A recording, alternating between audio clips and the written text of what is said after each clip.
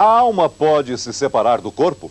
A consciência pode deixar o cérebro e viajar, continuar viva após a morte do corpo? Muitas pessoas que sobrevivem a acidentes graves passaram por isso. Os casos apresentados nesse programa são todos verídicos. As pessoas foram submetidas a testes, não estão inventando. E agora, a ciência tenta explicar o que acontece na fronteira entre a vida e a morte.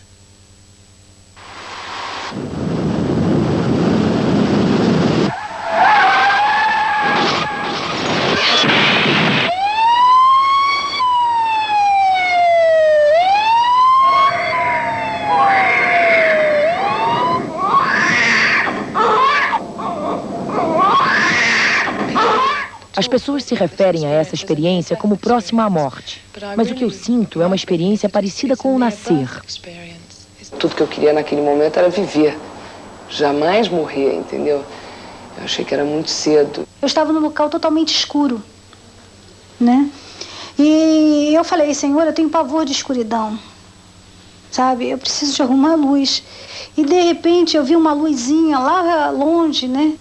Lembro como se tivesse acontecido há 5 minutos. E quando aconteceu? Faz 13 anos, mês que vem. Para mim, foi uma experiência celestial. Se era mesmo céu ou não, eu não sei. Sair do corpo, ver a si mesmo, do alto. Um túnel, uma luz no fim do túnel. Um lugar lindo, uma sensação indescritível de paz. As imagens se repetem nos depoimentos de gente que chegou muito perto da morte. Seria a prova de que existe algo além? Outro mundo? Vida depois da vida? Um dia na vida. A inglesa Claire Avery voltava da universidade pensando no jantar que a esperava em casa. Uma refeição que jamais chegou a fazer, por causa de um sinal de trânsito quebrado. O médico ficou assustado quando viu a radiografia. Algumas vértebras do pescoço estavam quebradas. De repente, me dei conta de que não estava mais deitada na cama. Estava no teto, olhando para baixo, para mim mesma. Subitamente comecei a descer por esse túnel. Depois de passar por uma parte escura, surgiu uma luz dourada no final. De repente, eu saí nesse jardim absolutamente lindo. Era um jardim bonito e simétrico, com uma trilha no meio, flores, plantas e 2 fileiras de pinheiros. Havia uma pequena cerca em frente, uma cercazinha branca com um portãozinho branco. Eu abri o portão e fui entrando. À minha direita, encontrei uma amiga que tinha morrido há 2 meses e meio. Eu não fiquei surpresa em vê-la e ela me disse, aqui é um super lugar. Eu respondi, tô vendo. Nós tínhamos passado muito tempo juntas em jardins. Aí, não sei por que, eu a deixei e segui. Mais uma vez, do lado direito, estava meu pai. Ele tinha morrido 2 anos antes e estava ótimo, como era antes do câncer. Eu estava feliz em vê-lo como me lembrava dele. E ele também estava contente por me ver. É ótimo ter você aqui, Claire, disse meu pai. É um lugar maravilhoso, você vai ser muito, muito feliz. Mas a essa altura eu pensei, será que eu deveria estar aqui? E pedi desculpas. Papai, eu não posso ficar, sinto muito. Não posso ficar com você agora. Eu tenho que voltar. Eu tenho que voltar porque os meninos precisam de mim. Imediatamente deixei tudo e estava de volta ao leito, olhando para o teto, como estava antes do que, seja lá o que for, aconteceu.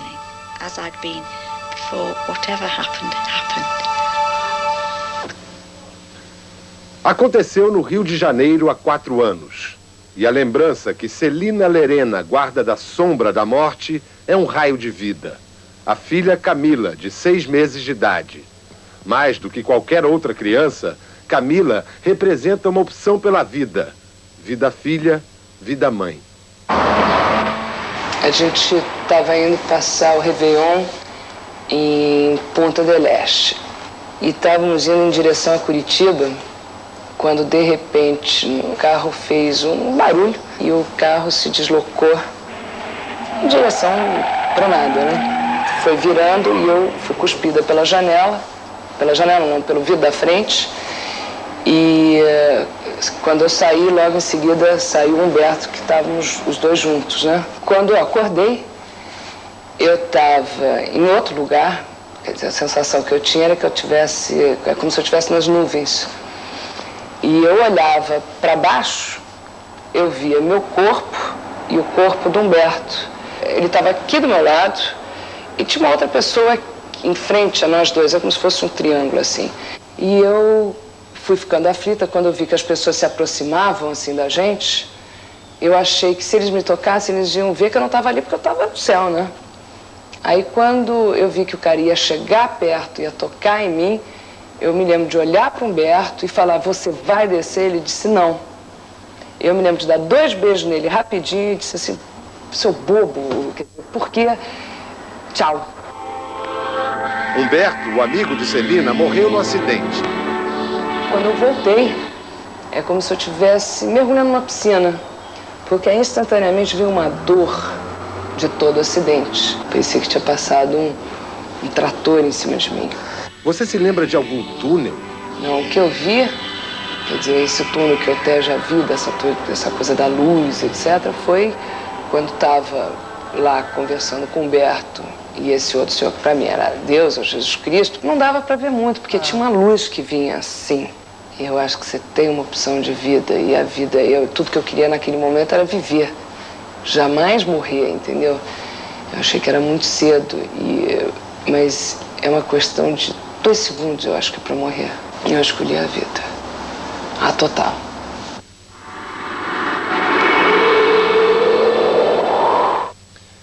As experiências fora do corpo nem sempre são maravilhosas. Algumas têm um lado escuro.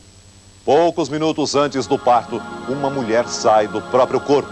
Tem a sensação de entrar num túnel e se vê diante de uma encruzilhada. O mundo da luz ou o mundo das trevas. Você vai ver daqui a pouco. Uma inglesa à beira de dar à luz viaja ao mundo escuro da morte. Uma brasileira ferida num acidente grave vê parentes mortos e volta à vida. 2 histórias impressionantes na fronteira entre a vida e a morte. Era uma manhã quente de abril, nós íamos fazer um piquenique. Mas eu não me sentia bem, estava perdendo muito sangue. Preocupada, mas não totalmente apavorada, fui para o hospital.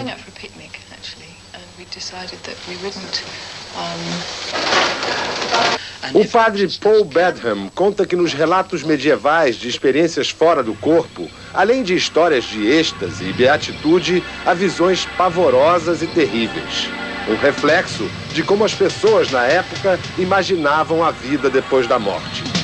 Na Idade Média, as imagens de horror não eram tão raras como nos relatos contemporâneos.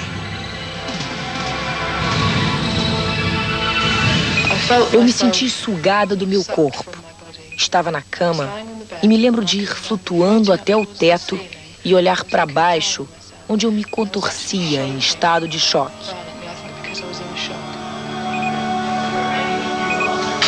Quase como um espírito separado do corpo. Era mesmo uma experiência agradável. Aí tive pânico, uma sensação de que eu não ia voltar. Terrível. Subitamente eu estava num túnel muito escuro, que sentia como se fosse coberto por coral negro, afiado, se torcendo e se contorcendo. Eu viajava incrivelmente rápido por esse túnel. Era como uma arcada, quase como se eu estivesse sendo puxada, uma sucção irresistível, uma dor inacreditável, uma dor negra, muito difícil de descrever. De repente, eu vi que o túnel ia se dividir em 2. Um deles tinha uma luz incrivelmente branca. Uma luz serena e brilhante, mas que não ofuscava. Uma luz agradável e atraente mesmo. E eu queria ir em direção àquela luz. Hoje eu acredito que a luz branca era a morte, a opção mais fácil e agradável. Mas parecia que a escolha estava sendo feita pela rota escura. Então me precipitei por esse túnel preto em golpes retorcidos através de um redemoinho. Súbito acabou. Eu abri os olhos e estava olhando para mim, lá embaixo, no CTI.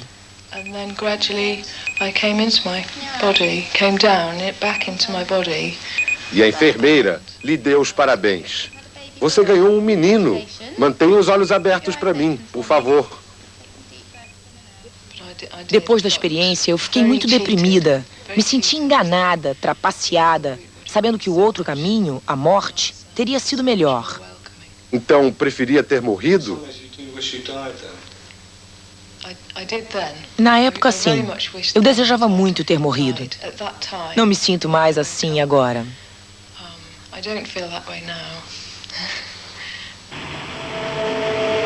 Nilce em momento algum quis morrer.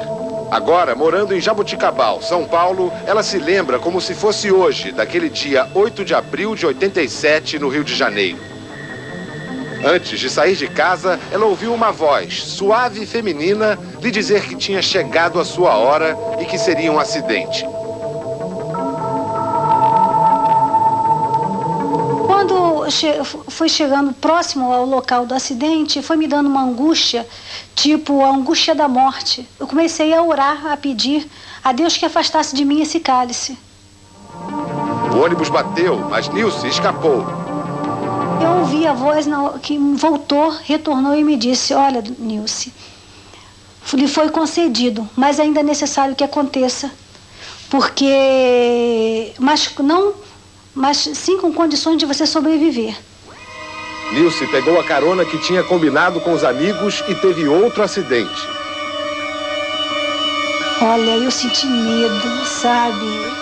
Não o medo em si da morte, mas o medo de perder, de deixar de viver nesse mundo com seus entes queridos. Abri meus olhos e vi os meus dois amigos chorando na minha frente. Falei, sai, sai, sai, sai. Comecei a andar no meio da rua e falei, não posso morrer, não posso morrer. Justamente na hora que eu vi a luz, eu ouvi a voz da moça, dessa mesma voz que me acompanhou todo o percurso. A senhora conversou com a morte? Acho que sim. Não sei, não posso te... Assim, como eu vou te dizer... Eu não posso dizer se essa voz era a morte. No segundo acidente, Nilce quebrou 3 vértebras do pescoço. O próprio médico que me atendeu, ele falou para mim que o que eu estava fazendo ali era para eu estar morta no local. Porque o tipo de fratura que eu tive era para eu estar morta ou então estar mexendo só com a boca, totalmente paralisada. Realmente, eu consegui sobreviver pela minha fé. A senhora acha que seu espírito saiu do corpo? Olha, eu acho... Não, eu tenho certeza disso. Porque se ele não tivesse saído, eu não teria visto tudo isso. Eu vi de longe só o rosto, lá longe, da avó já falecida há alguns anos, uma amiga, entende? E um primo. Não é preciso chegar perto da morte para ter experiências fora do corpo. Algumas vezes, em situações limite, de estresse, grande cansaço ou crise, as pessoas se desligam desta realidade e fazem viagens extracorporais por lugares muito parecidos aos descritos pelos que pararam de viver por alguns minutos, mas não morreram. Para os religiosos, é evidência de que existe algo chamado alma. Para os cientistas, é um fenômeno a ser estudado. A psicóloga Susan Blackmore estuda o assunto há 20 anos, desde que teve, ela mesma, uma experiência fora do corpo. Eu estava na universidade estudando fisiologia e psicologia. E aí, acordada até tarde, dormindo muito pouco, muito trabalho, o de sempre. E tive uma experiência fora do corpo. Eu estou no teto, olhando para baixo. É até cômico. Pude ver minha boca se abrir lá embaixo e dizer, eu estou no teto. E durou mais de 2 horas, uma viagem muito difícil de descrever. Você pode imaginar como uma experiência dessas mudou minhas ideias sobre tudo. E eu comecei a querer entender o que tinha acontecido, se algo saiu do corpo ou não, o que tinha se passado. Só 4 ou 5 anos depois, eu comecei seriamente a pensar que tudo poderia ser explicado sem recorrer a espírito, alma, corpo astral ou algo assim. Enquanto cientistas como Susan Blackmore procuram explicar as viagens fora do corpo, os teólogos usam exemplos históricos para demonstrar o caráter místico das experiências. O reverendo Paul Badham acha que os testemunhos aparentemente fornecem provas de que a consciência pode se separar do corpo. O padre cita uma passagem da Bíblia, onde São Paulo parece narrar uma experiência fora do corpo autobiográfica. Eu conheço um cristão que há 14 anos, não sei se em seu corpo ou fora dele, só Deus sabe, foi arrebatado até o terceiro céu. E eu sei que este mesmo homem, não sei se em seu corpo ou fora dele, só Deus sabe, foi arrebatado ao paraíso. E ouviu palavras tão secretas que lábios humanos não podem repeti-las.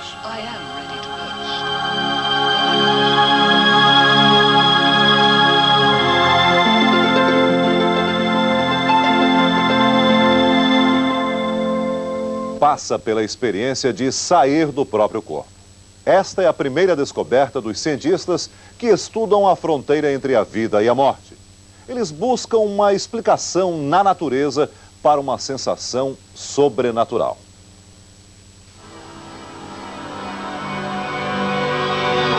Ian Ward teve um pós-operatório complicado. Em meio a muita dor, ele conta que não se surpreendeu quando viu a si mesmo deitado na cama. Ele se lembra de ir se afastando, subindo para um espaço escuro, um vácuo, onde se sentia absolutamente só. E Ian pensou, estou morrendo. Por que eles estão fazendo isso? Se perguntou Ian, enquanto assistia de fora os médicos tentando a ressuscitação. Eu não estou mais ali. Ian voltou ao corpo e à vida. Hoje, anos depois, ele afirma que foi tudo real. Isto realmente aconteceu, diz Ian, porque você pode esquecer os seus sonhos, mas isto não vai embora. Um sonho real ou uma ilusão de verdade? Alma ou cérebro? Para os místicos, os relatos de quem chegou perto da morte respondem a velhas perguntas. Existe outro começo depois do fim? Existe fim? Para os céticos, há apenas novas perguntas. O padre Paul Badham afirma que as religiões sempre usaram imagens de jardins paradisíacos para representar o céu. Pessoas de diferentes culturas, do Ocidente e do Oriente, tiveram experiências próximas à morte. É esta a fonte das imagens. São paisagens da memória e da imaginação. O tipo de coisas que as pessoas esperam ver e que significam algo que as pessoas tiveram em vida. A psicóloga Susan Blackmore explica que numa situação extrema, as milhares de células cerebrais disparam. Uma sequência aleatória de impulsos elétricos e luminosos. Como no centro do córtex visual há uma concentração maior de células, daí pode vir o efeito de túnel que as pessoas descrevem. É uma luz muito brilhante, que não fere os olhos, pois não é vista com os olhos. É um fenômeno interno. Os sentimentos de paz e alegria, ausência de dor, são provavelmente devidos a endorfinas, substâncias semelhantes à morfina que o cérebro produz. Todos os tipos de estresse e as quedas de oxigênio e pressão podem provocar uma enchente de endorfinas, e elas produzem uma sensação maravilhosa. E quanto às pessoas que saem do corpo sem chegar perto da morte? Charles McCreary, do Instituto de Pesquisa Psicofísica em Oxford, conseguiu provocar em laboratório experiências fora do corpo. Com técnicas de relaxamento, ele obteve resultados impressionantes. Uma moça perfeitamente saudável contou ter viajado num túnel com uma luz brilhante no fundo. E um senhor disse ter flutuado a 20 mil metros de altitude, vendo Oxford lá de cima. É mais comum do que se imagina, afirma o Dr. McCreary. Uma em cada 5 pessoas já teve uma experiência fora do corpo. Ele chegou à conclusão de que há um tipo de personalidade predisposto ao fenômeno, uma espécie de esquizofrenia branda. Até fazia análise e meu analista Freud não gosta muito dessas coisas, não, entendeu? Ele acha que essas coisas absolutamente irreal. E eu me lembro que não foi exatamente por causa disso, mas foi uma das coisas que eu falei assim, não dá mais para continuar, entendeu? Porque parece que é uma coisa de maluco que eu vivi, mas era verdadeiro. Para saber o que é normal ou não, é preciso estudar o anormal. Quanto à vida após a vida, o enigma parece eterno, pois afinal da morte, ninguém volta para contar a história. E daqui, ninguém sai vivo. Agora eu sei que há recompensa no final. Eu posso lutar para fazer esta viagem a mais sombria, sabendo que no fim há o brilho definitivo. Yvette Hansen se voltou para a religião depois do que aconteceu com ela. Quem chega muito perto do fim tem menos medo da morte? Eu tenho certeza que vai contar todo mundo lá em cima, assim. Quando eu pego e estou num momento feliz e eu me lembro do Humberto e de outros amigos meus que morreram, muitas vezes eu brindo e faço assim, digo, para você, Humberto. Me sinto privilegiada com isso. Muito. Porque foi a maior prova de fé que eu poderia ter na minha vida. Acho que valorizo cada dia agora. Sinto que cada vida tem um valor em si mesma. E a nós cabe realçar este valor, dando mais sentido à vida. Depois de voltar à vida, Claire se dedicou às crianças autistas, que não se comunicam. Crianças que nunca tiveram a chance de viver neste mundo. Let's say hello to Alex. Let's say hello to Alex. Quando o cérebro desmorona, pode-se chegar a estados rarefeitos de consciência. Mas no fim, quando para. E nada continua.